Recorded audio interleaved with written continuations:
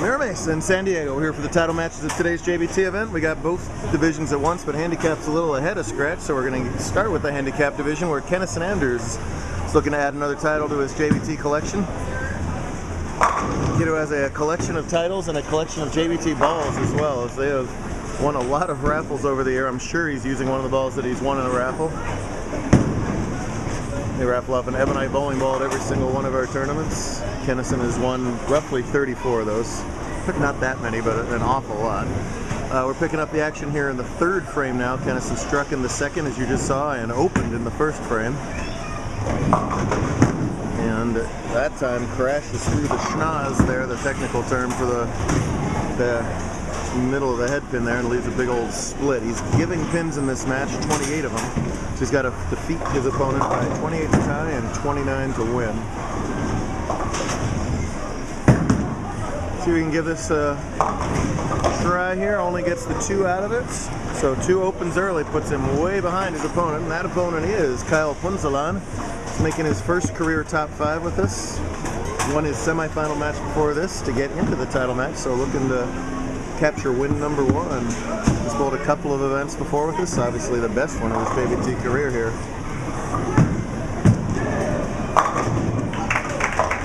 And he comes up high, working on a strike himself, so had a chance to take a really big early lead.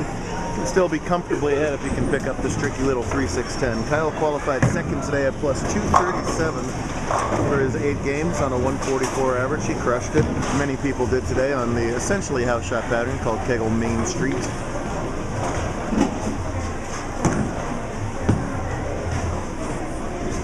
Left spare for a beginner. That's not the textbook way to do it, but they all fell down. That's all that matters in bowling. He'll happily take the spare and move on over to the left lane.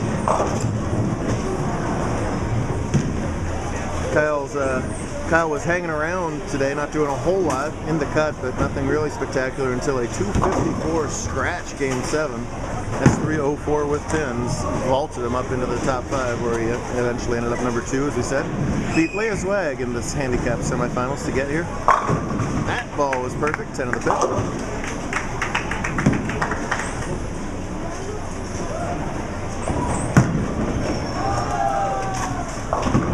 Kennison never one to use up a lot of video space. He's up there in bowling just like he always has throughout his career.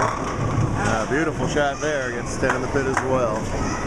Kennison torched the lanes in 2, 3, and 4 today. Started out with a pretty ordinary 180, or where is it? There it is, 185 on the entering average of 175, so nothing electric there, and then it exploded. Look at that, 256 scratch, 236 scratch, 267 scratch, to go from +7 to +241 in only 3 games. Since then he's been up and down though, a couple games under average since then.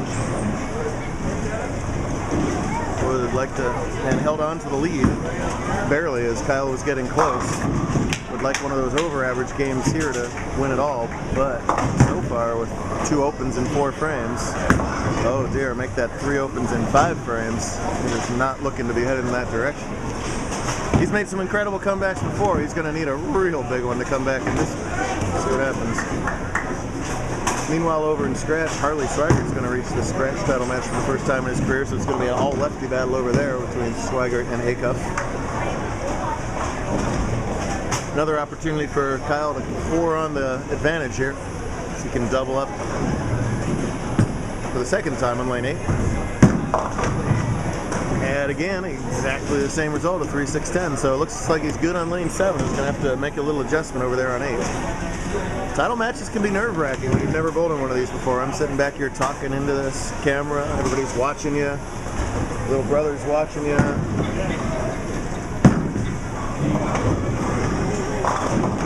Whoa, whoa, whoa, whoa from the family. That was correct. It barely hooked. Well, he almost missed it left last time. He almost misses it right this time, but he makes it both times. It's good enough. So he's Dutch so far. That's spare strike the whole way. He'd love to remain Dutch here in the 6th frame. Got a big early lead against Anders.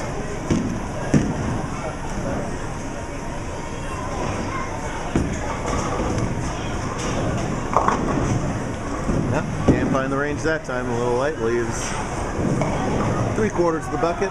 Another tricky little spare. These 7 counts are not easy to spare for anybody. looking to make his third consecutive 7 count here on lane 7.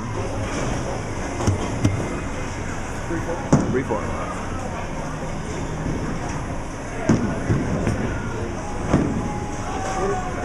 Yeah, very nicely done. Could easily been 7 out, 7 out, 7-2. That's great. The spares are what win you those titles almost every time. Eric Ruger made the top 5 for this first time in his career today, finishing up in 5th. Kyle's brother Peter, that's him, finished up in 4th today. What are y'all running away from the camera for? What's going on? The whole family's like ducking for the corners here. Holy cow. Sorry to bother you there.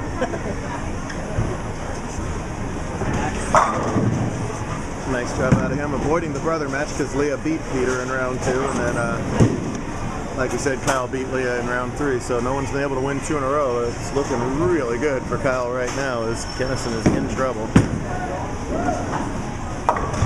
And it's another open, 4 out of 6 now, and body language tells the story. He doesn't know what to do.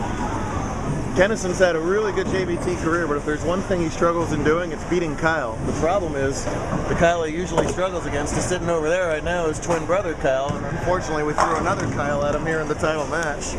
That's probably the last name he wanted to see right now. There's the shot he's been trying to do. Still in this match, though, he can still strike out for 191. If you go back and watch the Palm Springs video from back in February, Kyle looked way out of that match and stormed back to win it. Sorry, Ebonited back to win it. Kyle's trying to sneak in a practice shot in the left lane. We're not letting him.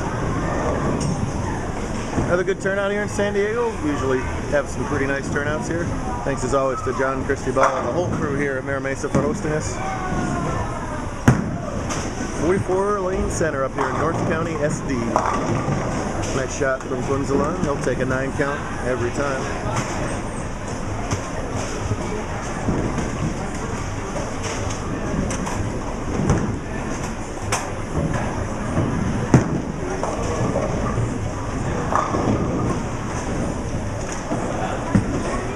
Shoots it off his strike line on this essentially house pattern, and whoa, you see the characteristics of a house pattern, all that friction to the right.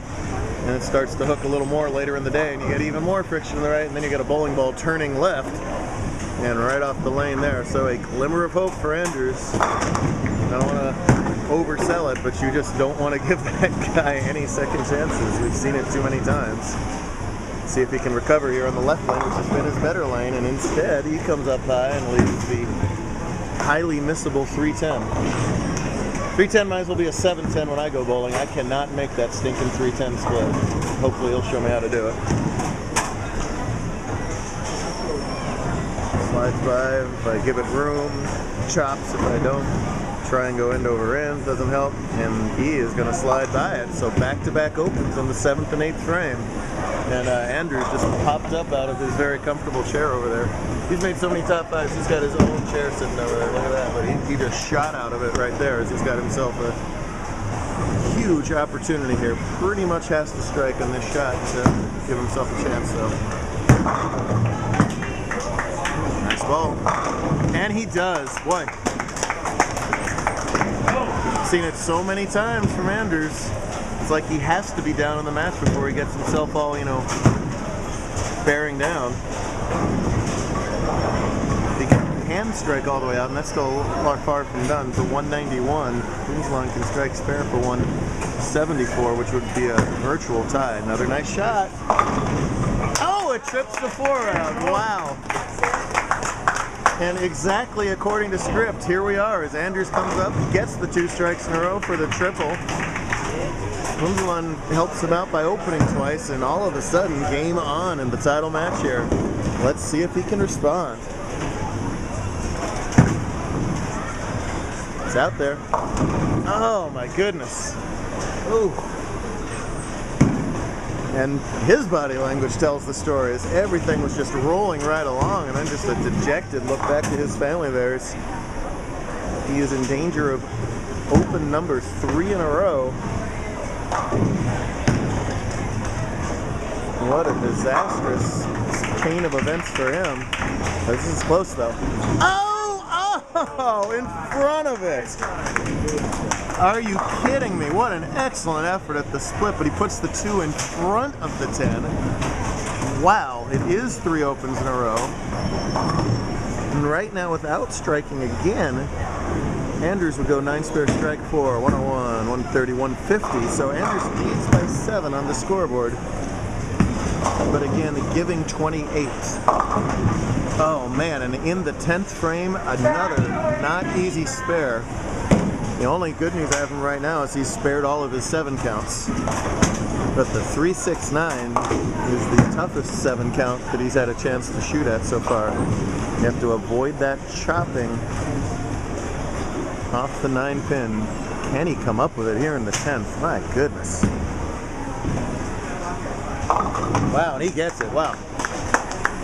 The toughest non-split spare he's had to shoot at the whole match, and he somehow finds a way to convert that one. Good for him. Now this is going to come down to it. Fill all your pins here too. You've got a 2-pin edge in count.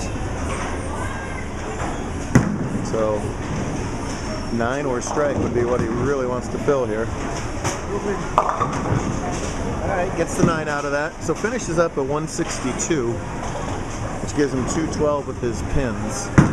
Andrews 9 spare strikes, like I said, for 170 plus 53 for 193. So if he goes all the way out for the 191, that would give him 213 and the win. He has to strike twice, and he doesn't.